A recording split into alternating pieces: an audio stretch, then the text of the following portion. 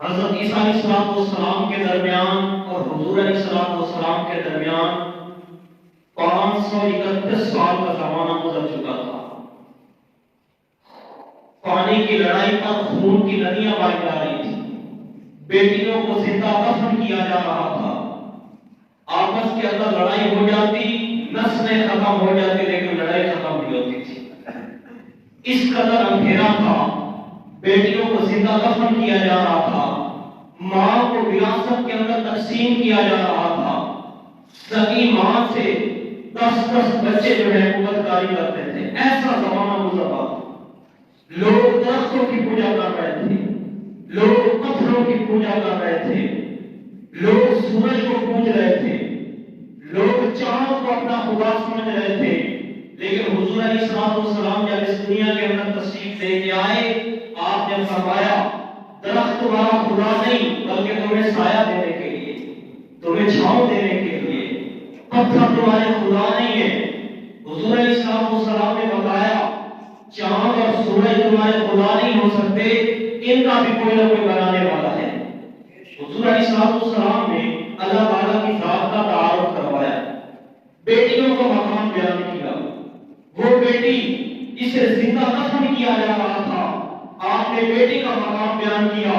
آپ نے فرمایا اللہ نے اسے 3 بیٹیاں دی یا 3 بہنیں دی، اس نے اس کی بچیوں کی شادی بھی کروائی، شادی کے بعد بھی ان کے سر پہ ہاتھ رکھا، میں محمد عربی اسے جنت الفردوس کی ضمانت دیتا ہوں۔ یہ وہی بچی تھی جسے زندہ دفن کیا جا رہا تھا۔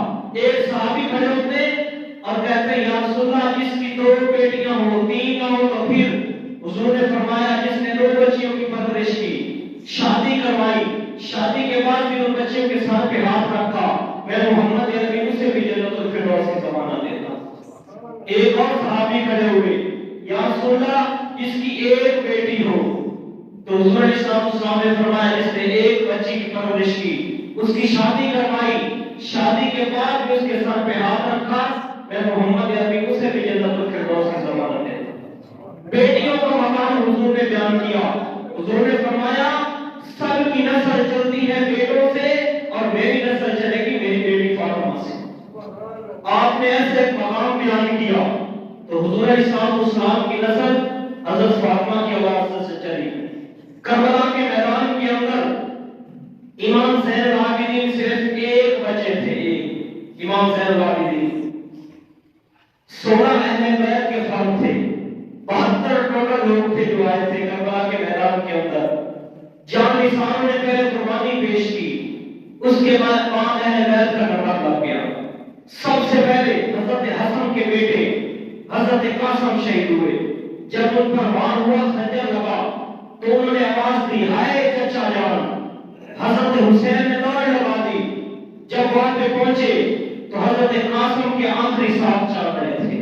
حضرت حسین کہنے لگے بیٹا آج تیرا چچا بڑا بے بس ہے، تیرا چچا بڑا بے بس ہے، آج کچھ نہیں کر سکتا۔ حضرت قاسم سب سے خوبصورت نوجوان تھے، اللہ کے پاس پہنچ گئے، حضرت حسین نے اٹھایا، خیمے کے سامنے ان کو لٹا دیا۔ چھوٹے چھوٹے بچوں کو اس وقت ذبح کیا جا رہا تھا۔ اپنے بیٹے کو بلایا عبداللہ کو، 2 سال کا عبداللہ ہے اور 2 سال کا بچہ تو دشمن کا بھی پیار رکھتا ہے۔ حضرت حسین نے بلایا 2 سال کا بچہ، حضرت حسین سے ملنے کے لیے آ رہا ہے۔ حضرت حسین زخموں سے چور ہیں، گرے پڑے ہیں۔ 2 سال کے بچے کو بلایا عبداللہ مجھے مل جاؤ آ کے، 2 سال کا بچہ ملنے کے لیے آ رہا ہے۔ ادھر ظالم نے تیر کسا، حضرت عبداللہ پر وار کیا اور یہاں پہ آ کے حضرت عبداللہ کو تیر لگا، گلے کے پار ہو گیا اور جا کے حضرت حسین کے اوپر جا کے گرے حضرت عبداللہ۔ یہاں پر حضرت حسین کا پیمانہ چل رہا ہے۔ حضرت حسین نے فرمایا بچے کا خون ہاتھ پر ملا، آسمان پر بلند کیا اور عرض کی یا اللہ اگر تو اس حال میں اپنے بندے حسین سے راضی ہے تو تیرا بندہ حسین بھی تجھ سے راضی، تیرا بندہ حسین بھی تجھ سے راضی۔ امام زین العابدین 1 بچے تھے۔ حضور کیا فرما رہے میری نسل چلے گی میری بیٹی فاطمہ سے۔ 1 امام زین العابدین بچے۔ یزید کے 15 بیٹے تھے، اللہ تعالیٰ نے نام و نشان مٹا دیا۔ امام زین العابدین 1 بچے، آج بھی پوری دنیا کے اندر سید اللہ کے نام پہ ذبح ہونے والے وہ ہمیشہ زندہ رہتے ہیں، ان کا نام بھی ہمیشہ زندہ رہتا ہے۔ بل احیاء ولکن لا تشعرون، اللہ تعالیٰ قرآن کریم کے اندر فرما رہے ہیں تمہیں خبر نہیں ہے، تم شعور نہیں رکھتے، حالانکہ ایسے لوگ تو زندہ لوگ ہوا کرتے ہیں، وہ مرا نہیں کرتے، زندہ ہوتے ہیں۔ فرعون کی ایک باندھی تھی، مسلمان ہو گئی تو فرعون نے اسے کافی سمجھایا۔ فرعون جیسا دعویٰ دنیا کے اندر جب سے آدم کی نسل چلی ہے، فرعون جیسا دعویٰ کسی نے نہیں کیا۔ بادشاہ نے سجدے کروائے ہیں، اپنے آپ کو خدا کا کہوایا ہے، لیکن ایسا دعویٰ کسی نے نہیں کیا فقال انا ربکم الاعلی کہ میں ہی سب سے بڑا ہوں۔ ایک اکیلا فرعون ہے جس نے یہ دعویٰ کیا کہ میں ہی سب سے بڑا ہوں۔ باندھی بیچاری مسلمان ہو گئی۔ عورت ذات ویسے ہی کمزور ہوتی ہے، اگر غلام ہو نوکرانی ہو تو اور کمزور ہوتی ہے۔ باندھی مسلمان ہو گئی۔ فرعون نے اسے دھمکی دی کہ اگر تو واپس مجھ پہ ایمان لے کے نہ آئی، مجھے خدا نہ مانا، مجھے سجدہ نہ کیا، تجھے بھی قتل کروا دوں گا، تیری دونوں بچیوں کو بھی قتل کروا دوں گا۔ فرعون نے دھمکی دی۔ اور آواز سب کو بڑی پیاری ہوتی ہے، یہ فیکٹریوں کے اندر 10 گھنٹے اوور ٹائم لگانے والے، ان سے اگر پوچھے نا آپ اتنی محنت کیوں کر رہے ہیں، آپ اتنی کیوں مشقت کر رہے ہیں، تو بابا جی جواب دیتے میں نے اپنی بیٹی کے ہاتھ پیلے کرنے ہیں۔ اولاد سے بڑی محبت ہوتی ہے، بڑا پیار ہوتا ہے۔ حضور علیہ السلام نے فرمایا اولاد کی وجہ سے تمہیں آزمایا جائے گا، آدمی کو اولاد کی وجہ سے آزمایا جاتا ہے۔ تو باندھی مسلمان ہو گئی۔ فرعون نے کہا اگر تو واپس نہ آئی تجھے بھی قتل کروا دوں گا، تیری دونوں بچیوں کو بھی قتل کروا دوں گا۔ ایک دن فرعون نے دربار لگا دیا، باندھی کو بھی بلا لیا، دونوں جو بچیاں تھیں ان کو بھی بلا لیا۔ ایک بڑے کڑاہ کے اندر اس نے تیل گرم کروایا اور جو بڑی بچی تھی اس کو پکڑا۔ ماں کے ایک بول پر بچی کی جان بچ سکتی تھی، اگر ماں کہہ لیتی ٹھیک ہے میں جو مسلمان ہوئی تھی میں اپنے ایمان پر واپس آ رہی ہوں، پھر نہیں ہوں اپنے ایمان سے، ماں کے ایک بول پر بچی کی جان بچ سکتی ہے۔ فرعون نے بچی کو پکڑا، بچی کی چیخ و پکار ہے، ماں کی طرف دیکھ رہی ہے۔ فرعون نے اس بچی کو کڑاہ کے اندر ڈال دیا، وہ بچی چیختی چلاتی اس کڑاہ کے اندر سپرد ہو گئی، اللہ کے پاس پہنچ گئی۔ پھر دوسری بچی جو تھی وہ دودھ پیتی بچی تھی، فرعون نے اسے بھی پکڑا، اس کڑاہ کے اندر ڈال دیا، اس کی تو ہائے بھی نہ نکلی، اسی طرح اللہ کے پاس پہنچ گئی۔ اب باندھی سے کہنے لگا اگر تو واپس آ جائے اور تو اپنے مجھ پہ ایمان لے کے آ جائے تیری جان بچ سکتی ہے۔ باندھی کہنے لگی میں نے اپنی دونوں بچیاں اللہ کے سپرد کر دی، اللہ پر قربان کر دی، میں اپنی جان کی کوئی پرواہ نہیں کرتی۔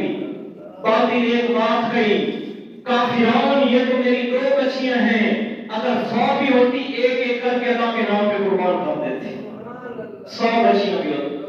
فرعون پوچھنے لگا کہ تیری کوئی آخری خواہش ہو پوری کر دوں گا۔ باندھی کہنے لگی میری ایک خواہش ہے، میری بچی کی ہڈیوں کو اور میری ہڈیوں کو اکٹھا دفن کرنا، جدا جدا نہ کرنا۔ فرعون نے کہا ٹھیک ہے تیری خواہش پوری کی جائے گی۔ فرعون نے دونوں بچیوں کی ہڈیوں کو اور باندھی کی ہڈیوں کو اکٹھا دفن کر دیا۔ حضرت موسیٰ علیہ السلام اور ہمارے نبی کے زمانے کے درمیان 2000 سال کا فاصلہ ہے، پھر 50 سال اور گزر جاتے ہیں جب حضور علیہ السلام کو اللہ تعالیٰ نے معراج کروایا، بیت المقدس پر آپ پہنچے، آپ کی سواری جب اوپر اٹھی تو آپ کو خوشبو آئی۔ آپ نے جبریل سے پوچھا جبریل یہ خوشبو کیسی ہے؟ حضرت جبریل نے عرض کی یا رسول اللہ یہ فرعون کی باندھی مسلمان ہو گئی تھی، اس کی 2 بچیاں تھیں، وہ اللہ کے نام پہ قربان ہوئی تھی، اس وقت سے خوشبو آ رہی ہے، قیامت تک خوشبو آتی رہے گی۔ بل احیاء ولکن لا تشعرون، اللہ تعالیٰ فرمائے ایسے لوگ تو زندہ ہوا کرتے ہیں، وہ مرا نہیں کرتے۔ اللہ کے نام پر اپنی جان کو قربان کرنے والے محمود غزنوی نے 33 سال حکومت کی۔ محمود غزنوی نے 33 سال، بڑا لمبا عرصہ ہے حکومت کا۔ یہاں پر 5 سال کسی کو مل جائے، وہ ملک کے اندر کیا اس کی پاور ہوتی ہے ہم بخوبی ہمیں پتا ہے۔ 33 سال حکومت کی، لیکن اللہ اور اس کے رسول کے نام پہ حکومت کی۔ جب مرا 950 سال گزر جاتے ہیں، غزنوی کے اندر زلزلہ آیا، محمود غزنوی کی قبر پھٹ گئی، لوگوں نے ٹھیک کرنے کے لیے محمود غزنوی کی قبر کو کھول دیا. محمود غزنوی اندر ایسے پڑا تھا جیسے ابھی کوئی سلا کے گیا. 950 سال گزر چکے ہیں. محمد کے غلاموں کا کفن میلا نہیں ہوتا، زمین میلی نہیں ہوتی، زمن میلا نہیں ہوتا. بل احیاء ولکن لا تشعرون، ایسے لوگ ہمیشہ زندہ رہتے ہیں. تو امام زین العابدین ایک بچے پوری دنیا کے اندر سید موجود ہیں، پوری دنیا کے اندر. تو آپ نے بیٹی کا مقام بیان کیا. آپ نے فرمایا سب کی نسل چلتی ہے بیٹوں سے اور میری نسل چلے گی میری بیٹی فاطمہ سے. آپ نے ماں کا مقام بیان کیا. سب سے قیمتی چیز جنت ہے. جنت جو جنت کے اندر چلا گیا اللہ اس سے راضی ہو گیا. لیکن حضور فرما رہے اللہ تعالیٰ نے جنت اٹھائی ماں کے قدموں کے نیچے رکھ. سب سے قیمتی چیز. حضور فرما رہے تھے کہ کاش میری ماں زندہ ہوتی، عشاء کی نماز کے لیے مصلی پر ہوتا، سورۃ فاتحہ شروع کر چکا ہوتا اور میرے گھر کا دروازہ کھولتا، میری ماں مجھے کہتی بیٹا محمد، تو میں ماں کے لیے نماز توڑ دیتا، نماز پاک کے اندر پڑھتا. تو حضور علیہ السلام نے ماں کا مقام بیان کیا، بیٹیوں کا مقام حضور نے بیان کیا. حضور علیہ السلام نے آپ اہل بیت کے بارے میں نے آپ حضرات کے سامنے جو ایسے مبارکہ پڑھی ہے، انما یرید اللہ لیذہب عنکم الرجس اہل البیت ویطہرکم تطہیرا، اس پر بات کر کے پھر ماں کے موضوع کی طرف آتے ہیں. اہل بیت کی شان اللہ تعالیٰ فرما رہے ہیں کہ اے میرے محبوب، میں چاہتا ہوں کہ اہل بیت سے حضور علیہ السلام کے جو گھر والے ہیں ان سے ناپاکی کو دور کر دو. جب یہ ایت مبارکہ نازل ہوئی تو حضور علیہ السلام نے حضرت علی کو بلایا، حضرت فاطمہ کو بلایا، حضرت حسن حسین کو بلایا، اپنی کالی کمنی کے اندر ان کو لپیٹ دیا اور حضور نے فرمایا یہ تو میرے اہل بیت ہیں، یہ میرے اہل بیت ہیں. حضور علیہ السلام نے اپنی بیویوں کے متعلق بھی یہ فرمایا کہ یہ بھی میرے اہل بیت میں سے. ایک روایت کے مطابق خندق کے موقع پر حضرت سلمان فارسی نے مشورہ کیا تھا خندق کھودنے کا. تو آپس کے اندر جو مہاجرین صحابہ کرام تھے ان کی آپس کے اندر لڑائی ہو رہی تھی. انصار صحابہ کرام کہتے تھے کہ سلمان فارسی ہم میں سے ہے، اور جو مہاجرین تھے وہ کہتے تھے سلمان فارسی ہم میں سے ہے. اور کسی کو کوئی بڑا عہدہ مل جائے نا، کوئی بڑا سٹیٹس مل جائے تو ہر کوئی اس کے رشتہ دار ہوتے ہیں، ان کا خواہش ہوتی ہے، ان کا دل چاہتا ہے وہ اپنے دوستوں کو، اپنے عزیز و اقارب کو بتاتے ہیں کہ ہمارا فلاں رشتہ دار فلاں وجہ پر ہے. تو سلمان فارسی نے، بڑے لوگوں کا مشورہ بھی بڑا ہی ہوتا ہے، تو سلمان فارسی نے مشورہ دیا تھا خندق کھودنے کا. اب صحابہ کرام یہ چاہ رہے تھے کہ سلمان ہم میں سے، مہاجرین کہہ رہے تھے سلمان ہم میں سے. جب یہ جھگڑا حضور کے پاس گیا تو حضور نے فرمایا اس کا فیصلہ میں کرتا ہوں، سلمان منا اہل البیت، سلمان تو میرے اہل بیت میں سے، سلمان میرے اہل بیت میں سے. تو ان لوگوں کی شان جو ہے، ان لوگوں کا جو مقام ہے وہ بہت بڑا مقام ہے. ربیع بن سلمان کہتے ہیں کہ میں حج کے لیے جا رہا تھا. اہل بیت کی شان پر آپ کو ایک دو واقعہ کر دیتا ہوں. ربیع بن سلمان کہتے ہیں کہ میں حج کے لیے جا رہا تھا، تو میں نے حج کے لیے کچھ سامان خریدنا تھا. میں بازار کے اندر گیا، میں نے وہاں پہ ایک عجیب منظر دیکھا. ایک بوڑھی اماں ہے، اس کے پاس ایک چھری ہے، وہ چھری کے سامنے خچر بنا پڑا ہے، اس کا گوشت کاٹ رہی ہے. گوشت کاٹ کے وہ ایک تھیلے کے اندر جمع کر رہی ہے. تو میں نے عجیب منظر دیکھا. جب اس نے گوشت کو تھیلے کے اندر رکھ لیا وہ اپنے گھر کو چل پڑی. میں بھی اس کے پیچھے پیچھے جا رہا تھا. تو سامنے ایک جھونپڑی تھی بہت سیدھا سی، اس کے اندر وہ اماں داخل ہو گئی. تو میں نے دروازے پر دستک دی. میں نے کہا اماں جان یہ گوشت تو ہمارے لیے خچر کا گوشت کھانا حرام ہے، مجوسیوں کے لیے جائز ہے. تو وہ اماں جان کہنے لگی ہم کوئی مجوسی نہیں ہے، ہم تو نبی کے گھر والے ہیں، ہم حضرت فاطمہ کی اولاد ہے. شریعت کا ایک مسئلہ ہے کہ آدمی کو کوئی چیز نہ ملے، قید پڑ جائے، کھانے پینے کے لیے کوئی چیز نہ ہو تو آدمی اپنی جان بچانے کے لیے کوئی حرام چیز بھی کھا سکتا ہے اپنی جان بچانے کے لیے. تو وہ اماں جان کہنے لگی میں حضرت فاطمہ کی اولاد سے ہوں. ربیع بن سلمان کی آنکھوں کے اندر آنسو آ گئے. اس بوڑھی اماں کی 4 بیٹیاں بھی تھیں. ربیع بن سلمان واپس گئے، اپنے بھائی سے کہا کہ میرے درہم دینار مجھے واپس کرو، میں حج کے لیے نہیں جانا چاہتا۔ بھائی نے حج کی بڑی فضیلتیں بیان کی کہ جو حج پہ چلا جاتا ہے اللہ تعالیٰ اس کے اگلے اور پچھلے سارے گناہ معاف کر دیتا ہے، آپ حج کے لیے جائیں۔ اس نے کہا نہیں مجھے میرے درہم دینار واپس کرو، میں حج کے لیے نہیں جانا چاہتا۔ اس نے اپنے بھائی سے وہ درہم دینار لیے، بازار سے آٹا خریدا، گھی خریدا، اور جو باقی درہم دینار بچے تھے وہ آٹے کے اندر ڈال دیے۔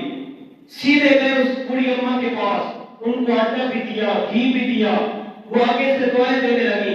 جو بچیاں تھیں وہ کہنے لگی ربیع بن سلمان قیامت کے دن اللہ تعالیٰ تجھے ہمارے نانا کی شفاعت نصیب فرمائے، ہمارے نانا کی۔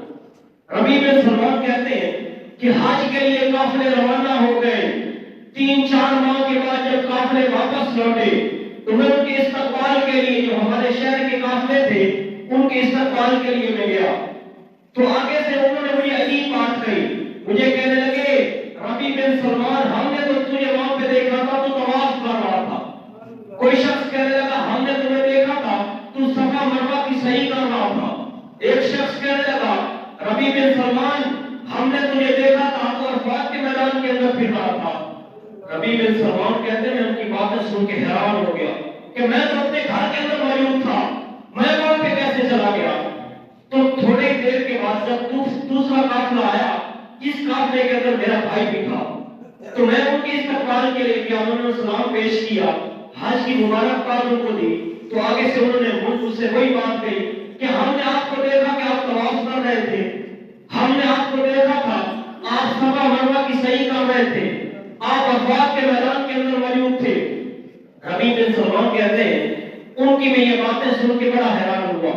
رات کو سویا تو خواب کے اندر حضور کی زیارت ہوئی تو حضور مجھے فرمانے لگے ربیع بن سلمان اتنے گواہ کافی نہیں ہے حج کے لیے کہ لوگ تیری گواہی دے رہے ہیں۔ پھر حضور نے فرمایا ربیع بن سلمان تو نے میری بیٹیوں کی مدد کی، تو نے میری بیٹیوں کا خیال رکھا، اللہ تعالیٰ نے تیری صورت کے اندر ایک فرشتہ مقرر کر دیا ہے جو قیامت تک تیری طرف سے حج کرتا رہے گا، اس کا ثواب تجھے ملتا ہے۔ یہ اہل بیت کی شان ہے، یہ اہل بیت کا مقام ہے۔ ایک سید زادی تھی بلخ کے اندر، اس کی 2 بیٹیاں تھیں، اس کا جو خامد تھا وہ انتقال کر گیا تو وہ بلخ سے چلی سمرقند پہنچ گئی۔ اس نے لوگوں سے پوچھا یہاں پہ کوئی سردار رہتا ہو مسلمان، میں اس کے پاس چلی جاتی ہوں، ایک وقت کا کھانا چاہیے، میں بھی بھوکی ہوں میری بیٹیاں بھی بھوکی ہیں۔ حضور علیہ السلام نے اپنے اہل بیت کے بارے میں ایک بات کی تھی، اللہم رزقی آل محمد قوتا، یا اللہ اہل بیت کی روٹی کو تھوڑا کر دے، اہل بیت کی روٹی کو کم کر دے۔ یہ حضور نے کیوں فرمایا؟ یہ حضور نے اس لیے فرمایا کوئی یہ نہ کہے کہ اپنے بچے عیش و آرام کی زندگی گزار گئے اور جنت کی سرداریاں بھی لے گئے۔ حضور نے فرمایا نہیں نہیں، میرے بچوں نے قربانی پیش کی ہے۔ کئی دن گزر جاتے تھے، حضرت حسن حسین کے پیٹ کے اندر ایک لقمہ نہیں جاتا تھا۔ ایک مرتبہ آپ جا رہے تھے، حضرت حسین بھوکے تھے تو راستے کے اندر ایک کھجور پڑی تھی، حضرت حسین نے اٹھائی اور منہ کے اندر ڈال دی۔ حضور علیہ السلام نے منہ کے اندر ہاتھ ڈالا، وہ کھجور نکالی اور آپ فرمانے لگے ہم سید لوگ صدقہ نہیں کھاتے، ہو سکتا ہے یہ صدقے کی کھجور ہو، ہم سید لوگ صدقہ نہیں کھاتے۔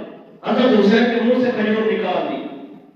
جب حضور علیہ السلام کی دعوت کسی طرح ہوتی تو آپ ایک روٹی حضرت فاطمہ کی طرف بھیج دیتے کہ نہ جانے کب سے میری بچی بھوکی ہوگی۔ ایک مرتبہ حضرت فاطمہ بیمار ہو گئی تو حضور علیہ السلام کی عادت کے لیے آپ تشریف لے کے گئے تو آپ جب دروازے پر پہنچے آپ نے دستک دی، بیٹا میرے ساتھ ایک صحابی ہے عمران، وہ بھی میرے ساتھ ہے۔ تو حضور نے فرمایا حضرت فاطمہ سے کہ بیٹا پردہ کر لو، دوسرے صحابی میرے ساتھ ہیں۔ حضرت فاطمہ عرض کرنے لگی یا رسول اللہ میرے پاس تو چادر ہی کوئی نہیں جس کے ساتھ پردہ کرو۔ حضور نے اپنی کالی کمری اتار کے دی، آپ نے فرمایا بیٹا فاطمہ اس کے ساتھ پردہ کر دو۔ جب آپ اندر داخل ہوئے تو حضرت فاطمہ نے آپ کی گود کے اندر سر رکھا، اتنا روئی کہ آپ کو بھی رلا دیا۔ طائف کے پتھر کھا کے اتنا نہیں روئے، گود کے اندر آپ کے دانت شہید کر دیے گئے اتنا نہیں روئے، آج بیٹی کے رونے نے اتنا رلایا کہ آپ کی ہچکیاں بڑھ گئی۔ حضرت فاطمہ عرض کرنے لگی یا رسول اللہ پہلے بھوک تھی، کھانے کے لیے کچھ نہیں تھا، اب بیمار ہوں، دوا کے لیے میرے پاس کچھ نہیں ہے۔ تو حضور نے فرمایا بیٹا فاطمہ تیرے لیے اتنا ہی کافی ہے کہ تو جنت کی عورتوں کی سردار ہے، تیرے لیے اتنا ہی کافی ہے، تیرے بیٹے جو ہیں جنت کے نوجوانوں کے سردار ہیں، اور تیرا خامد۔ آپ نے حضرت علی کا ہاتھ پکڑا، اپنے قریب کیا، آپ نے فرمایا علی تجھے مبارک ہو، جنت میں تیرا گھر میرے گھر کے سامنے ہو۔ حضور علیہ السلام نے فرمایا قیامت کے دن جب سارے لوگ جنت کے اندر چلے جائیں گے تو جنت کے اندر ایک ایسا نور نکلے گا جو ساری جنت کو روشن کر دے گا، تو سارے لوگ پوچھیں گے یہ نور کیسا ہے؟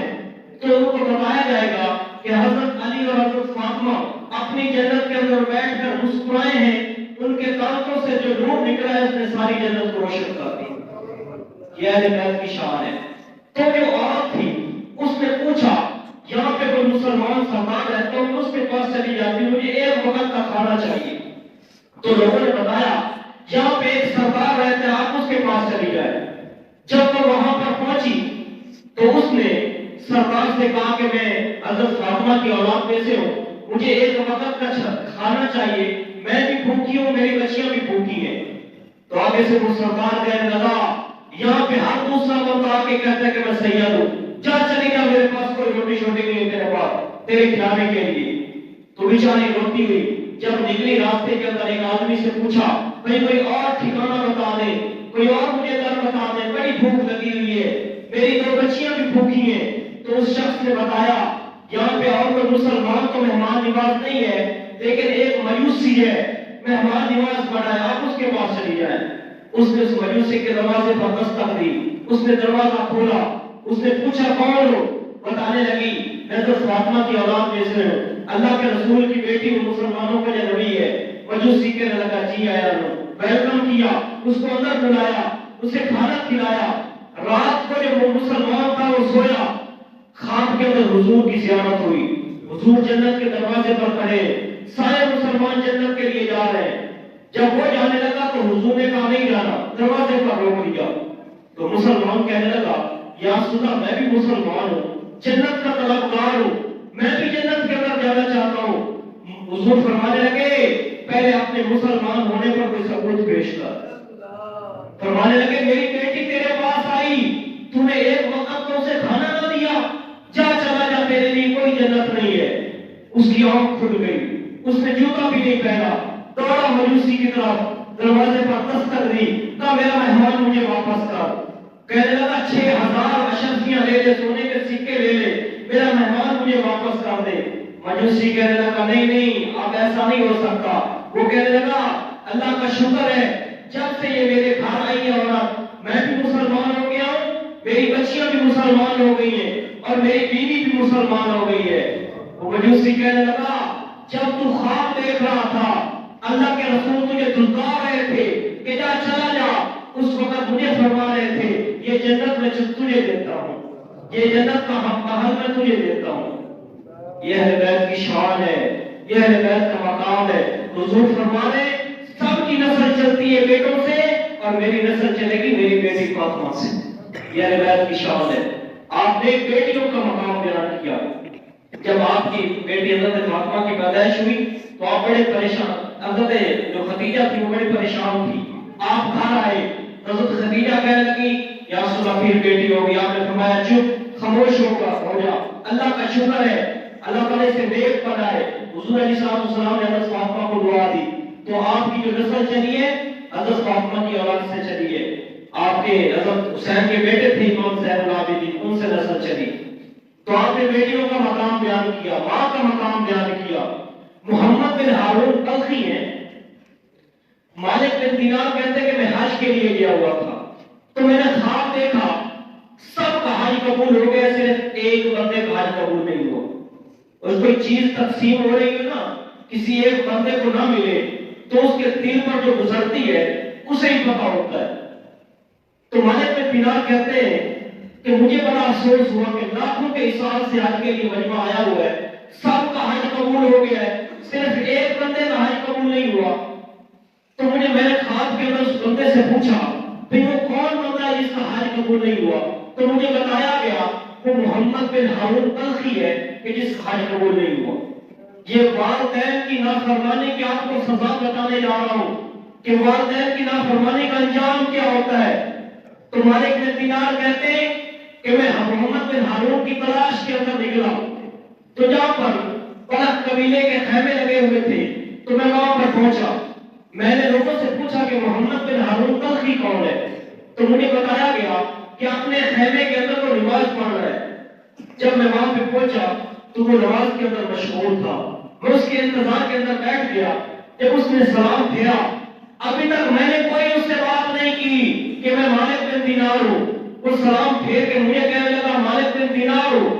تو میں اس کی بات سن کے حیران ہو گیا کہ مجھے تو کوئی اللہ کا ولی دکھائی دیتا ہے کہ ابھی تک میں نے اسے بتایا ہی نہیں کہ میں مالک بن دینار ہوں، اسے کیسے پتا چل گیا؟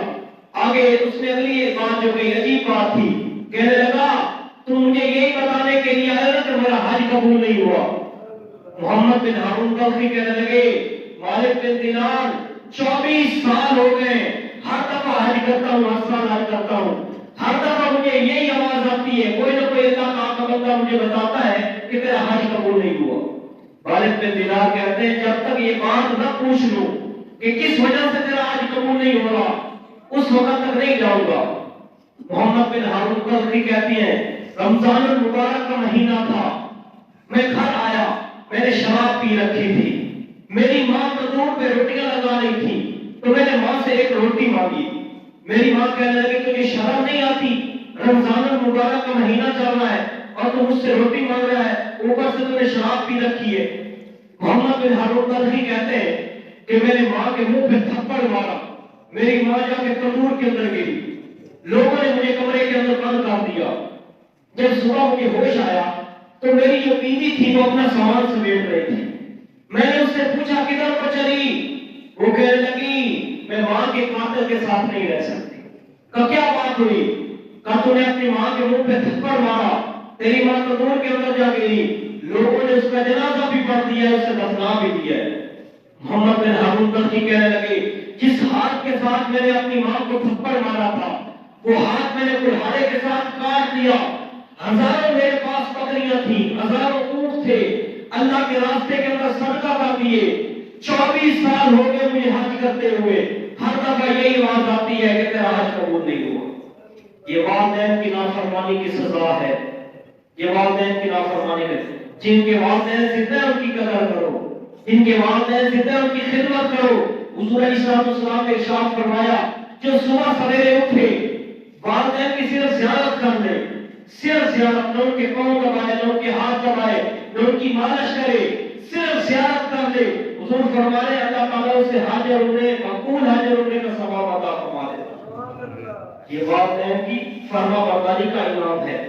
حضور علیہ السلام کے صحابی حضرت علقمہ، ان کی زبان پہ کلمہ نہیں جاری ہو رہا، حضور کے پیچھے نمازیں پڑھنے والے، حضور علیہ السلام جس صف کے اندر حضرت ابو بکر، حضرت عمر، حضرت عثمان، حضرت علی کھڑے ہوتے ہیں، اسی صف کے اندر حضرت علقمہ بھی نماز پڑھ رہے ہیں، لیکن زبان پہ کلمہ نہیں جاری ہو رہا۔ حضور علیہ السلام کو بلایا گیا، آپ خود تشریف لے کے گئے، دیکھا کہ علقمہ کی زبان پہ کلمہ نہیں جاری ہو رہا، آپ نے فرمایا بیٹا کلمہ پڑھو۔ حضرت علقمہ کہنے لگے یا رسول اللہ میری زبان سے نہیں پڑھا جا رہا۔ حضور نے فرمایا والدین میں سے کون زندہ ہے؟ تو علقمہ کہنے لگے یا رسول اللہ میری ماں زندہ ہے۔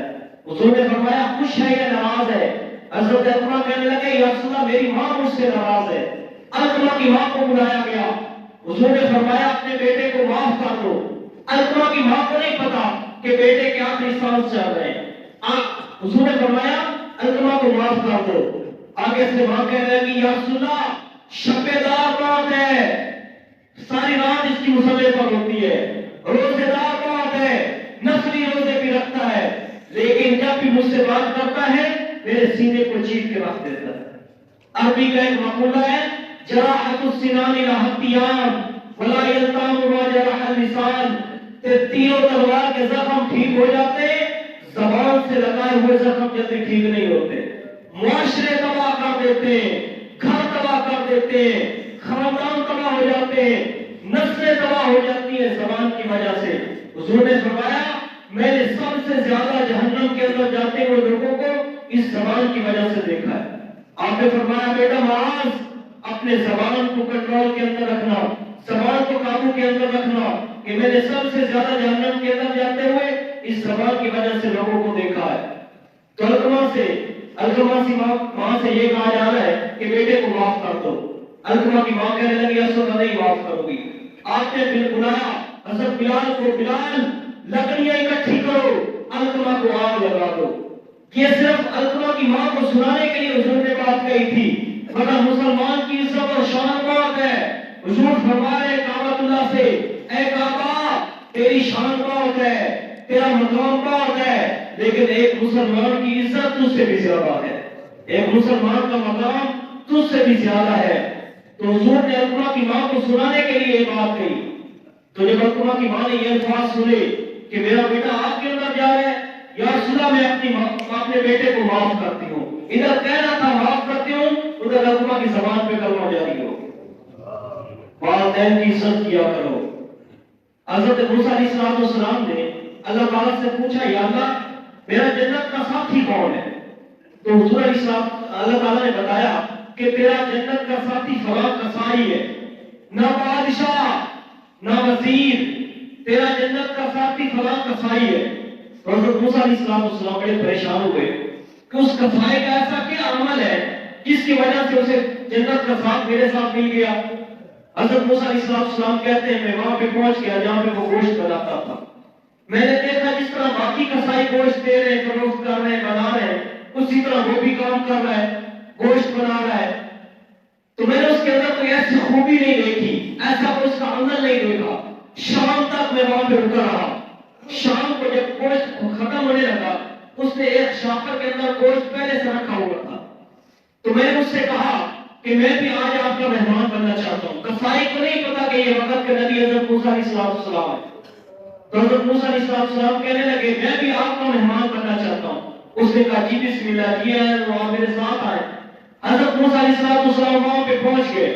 اس بندے نے خود کھانا تیار کیا، خود روٹی پکائی، اندر لے کے گیا۔ وہاں چارپائی پہ ایک عورت لیٹی ہوئی تھی، بالکل پوری تھی۔ سہارا دے کے اس کو اٹھایا، اس کی خدمت کی، نوالے بنا بنا کے اس کے منہ کے اندر ڈالے۔ جب لٹانے لگا تو وہ کڑی اپنے منہ سے کچھ بڑبڑائی۔ حضرت موسیٰ علیہ السلام باہر موجود تھے۔ تو حضرت موسیٰ علیہ السلام نے پوچھا یہ کون ہے؟ آگے سے وہ قصائی کہنے لگا یہ میری ماں ہے، میں ہر روز اس کی اسی طرح خدمت کرتا ہوں۔ تو حضرت موسیٰ علیہ السلام فرمانے لگے یہ منہ سے کچھ بڑا رہی تھی، کیا بات کر رہی تھی؟ تو آگے سے قصائی کہنے لگا حضرت آپ چھوڑیں، یہ کڑی ہے ایسے ہی باتیں کرتی رہتی ہے۔ فرمانے لگے مجھے بتاؤ تو صحیح۔ قصائی کہنے لگا حضرت موسیٰ علیہ السلام سے حضرت جب بھی اس کی خدمت کرتا ہوں ہر روز مجھے یہی دعا دیتی کہ اللہ تعالیٰ جنت کے اندر اسے موسیٰ کا ساتھی بنا، موسیٰ کا ساتھی بنا۔ یہ والدین کی خدمت کا سیرہ ہے۔ حضرت اویس کرنی رضی اللہ تعالیٰ عنہ ساری زندگی حضور کی زیارت نہیں کر سکے، ساری زندگی اپنی ماں کی خدمت کے اندر مشغول تھے۔ تو حضور علیہ السلام یمن کی طرف منہ کر دیتے اور آپ فرمایا کرتے تھے مجھے میرے یار اویس کی خوشبو آ رہی ہے۔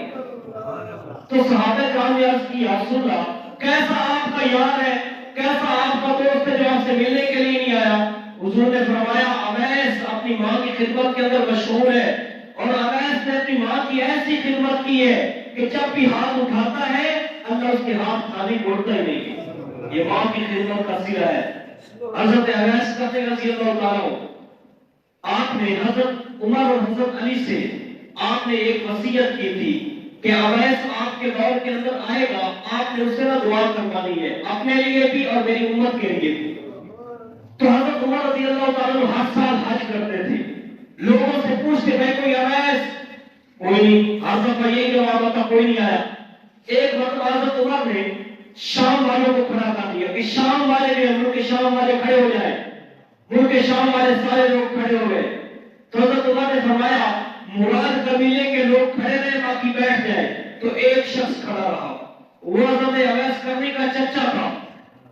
تو حضرت عمر نے پوچھا کون اویس؟ تو اس نے کہا نہیں اس کا چچا ہوں۔ تو آگے سے چچا کہنے لگا وہ تو پاگل سا ہے، آپ اس کے بارے میں کیوں پوچھ رہے ہیں؟ تو حضرت عمر کہنے لگے پاگل وہ نہیں، پاگل تو ہے۔ کدھر ہے؟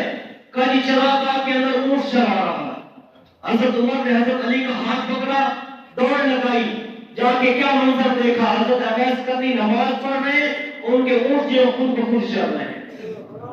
آپ خدا کے ہو جائیں، خدا کی خدائی آپ کی ہو جائے گی۔ شیخ سعدی فرماتے ہیں میں جنگل کے اندر موجود تھا تو میں نے ایک شخص کو دیکھا کہ وہ چیتے پر سوار ہے، اس نے ہاتھ کے اندر سانپ کی لاٹھی پکڑی ہوئی ہے۔ شیخ سعدی فرماتے ہیں اسے دیکھ کے ڈر گیا، میں اس کے قریب گیا، میں نے اس سے پوچھا بھائی شیر پر سوار ہو چیتے پر اور ہاتھ کے اندر سانپ کی لاٹھی پکڑی ہوئی ہے، تو آگے سے مجھے کہنے لگا سعدی تو خدا کا ہو جا، خدا کی خدائی تیری ہو جائے۔ پھر اللہ تعالیٰ ساری مخلوق کو آپ کی خدمت کے اندر لگا ہے۔ حضرت اویس کرنی نماز پڑھ رہے، اونٹ خود بخود چل رہے اس کے۔ حضرت اویس کرنی نے محسوس کیا کچھ لوگ آ گئے، سلام پھیرا تو حضرت علی نے بتایا یہ امیر المومنین عمر بن خطاب ہے، آپ سے ملنے کے لیے آئے۔ حضرت اویس کرنی کھڑے ہو گئے، ان سے ملے تو حضرت عمر کہنے لگے ہمارے لیے دعا کرو، تو آگے سے اویس کرنے لگے میں آپ کے لیے دعا کروں، تو آگے سے حضرت عمر کہنے لگے اپنی طرف سے نہیں کہہ رہے، اللہ کے رسول ہمیں یہ حکم دے کے گئے تھے کہ اویس کرنی آپ کے زمانے کے اندر آئے گا، اس سے اپنے لیے بھی دعا کروانا اور میری امت کے لیے بھی دعا کروانا۔ اویس نے اپنی ماں کی ایسی خدمت کی ہے کہ جب پیاز اٹھاتا ہے اللہ اس کے ہاتھ خالی موڑتا ہی نہیں۔ حضور علیہ السلام نے فرمایا قیامت کے دن سارے لوگ جنت کو جا رہے ہوں گے، اویس کرنی بھی جا رہا ہوگا۔ حضرت اویس کرنی کو جنت کے دروازے پر روک لیا جائے گا۔ حضرت اویس کرنی بڑے پریشان ہو گئے کہ سارے لوگ جنت کے لیے جا رہے ہیں، مجھے دروازے پر کیوں روک لیا گیا؟ تو اللہ تعالیٰ فرمائیں گے اویس کرنی سے یہ پیچھے جہنمیوں کی صفیں کھڑی ہوئی ہیں، اویس کرنی آج جدھر تیری انگلی کا اشارہ جاتا گیا سب کو جہنم سے نکال کر جنت کے اندر اتار۔ یہ والدین کی خدمت کا سیدھا ہے، خدا اپنے والدین سے محبت کریں، ان کی خدمت کریں۔ اللہ تعالیٰ نے سب سے قیمتی چیز اٹھا کے اپنی ماں کے قدموں کے نیچے رکھ دی ہے، جنت۔ جنت اللہ کی رضا کی جگہ ہے۔ جو لوگ جنت کے اندر چلے گئے وہ ہمیشہ کے لیے کامیاب ہو گئے، ہمیشہ کے لیے کامیاب ہو گئے۔ ان کی کامیابی کوئی عارضی کامیابی نہیں ہے، وہ گئی جو جہنم کے اندر چلے گئے وہ ہمیشہ کے لیے ناکام ہو گئے۔ ان کا ہارنا کوئی عارضی ہارنا نہیں ہے، جیسے ورلڈ کپ ہار گئے اگلی دفعہ جیت جائیں گے، کوئی اس دفعہ ایم نہیں بنا اگلی دفعہ بن جائے گا، ایسا نہیں ہے۔ جنت کے اندر جو چلے گئے ہمیشہ کے لیے چلے گئے، ہمیشہ اللہ ان سے راضی ہو گیا، اور جو جہنم کے اندر چلے گئے ہمیشہ اللہ تعالیٰ فرمانے خالدین فیہا ابدا، وہ جہنم کے اندر ہمیشہ رہیں گے۔ لیکن مسلمانوں کے بارے میں یہ روایت آتی ہے کہ جس نے ایک دفعہ حضور علیہ السلام نے فرمایا آخری بندہ جو جہنم سے نکالا جائے گا، آخری بندہ جو جہنم سے نکالا جائے گا، اللہ تعالیٰ اعلان کریں گے جس نے دنیا میں ایک مرتبہ بھول کے میرا نام لیا تھا اسے بھی جہنم سے نکال کر جنت کے اندر تھا۔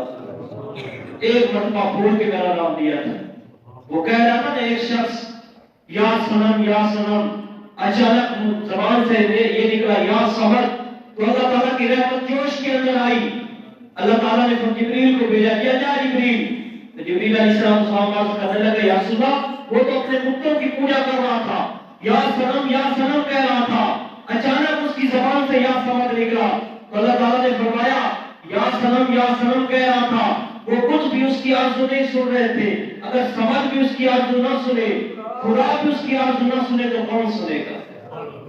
اللہ تعالیٰ ہمارا بڑا مہربان ہے۔ اللہ تعالیٰ فرما رہا ہے قرآن مجید کے اندر قل یا عبادی الذین اسرفوا علی انفسہم لا تقنطوا من رحمت اللہ ان اللہ یغفر الذنوب جميعا انہ هو الغفور الرحیم۔ یہ ساری میل کچیل، یہ گناہوں کی میل ساری میرے پاس لے گیا، ایک مرتبہ توبہ کر لے سارے معاف کر دوں گا۔ رسول علیہ السلام نے فرمایا ایک بندہ ہر روز 70 مرتبہ گناہ کرتا ہے، پھر اللہ تعالیٰ سے توبہ کر لیتا ہے، اللہ تعالیٰ اسے فوراً معاف کر دیتے ہیں، اللہ تعالیٰ اسے معاف کر دیتے ہیں۔ ایک اللہ کے ولی گزرے حضرت نعمان رضی اللہ تعالیٰ عنہ، وہ کہتے ہیں اللہ ان کے دل پر الہام کرتے تھے، تو اللہ تعالیٰ نے دل پر الہام کیا کہ اگر میں تیرے راز کھول دوں نا کوئی تجھ سے سلام بھی نہ دو۔ اللہ تعالیٰ نے ہمارے عیبوں پر نہ پردے ڈالے ہوئے، ورنہ بھائی کا دشمن بن جائے، دوست کا دشمن بن جائے، اللہ تعالیٰ نے ہمارے عیبوں پر پردے ڈالے ہوئے، تو اللہ تعالیٰ فرمانے لگے اگر میں تیرے راز کھول دوں کوئی تجھ سے سلام بھی نہ لے۔ آگے صدر زبان کہنے لگے یا اللہ اگر میں تیرے راز کھول دوں کہ تو بڑا غفور رحیم ہے، ایک ناچنے والی اور گانے والی اگر پیاسے کتے کو پانی پلا دے تو اسے بھی معاف کر دیتا ہے، 100 قتل کر کے کوئی بندہ تیرے پاس توبہ کرنے کے لیے آ جائے تو اسے بھی معاف کر دیتا ہے، اگر میں تیرے راز کھول دوں کوئی تجھے سجدہ بھی نہ کرے کہ بخش تو ویسے بھی ہو جانی ہے۔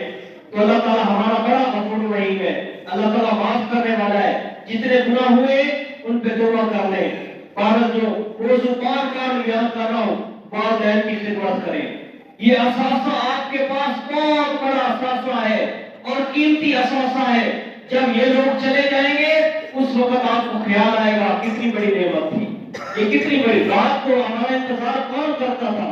ہماری ماں ہمارا انتظار کرتی تھی، جب باپ اس دنیا سے جاتا ہے لوگ آنکھیں دکھاتے ہیں، پھر باپ کی یاد آتی ہے کہ ہمارا باپ ہمارے لیے کتنی بڑی نعمت تھی۔ اللہ رب العزت سے دعا ہے کہ اللہ تعالیٰ ہمیں ان باتوں پر عمل کرنے کی توفیق عطا فرمائے۔ وآخر دعوانا الحمدللہ۔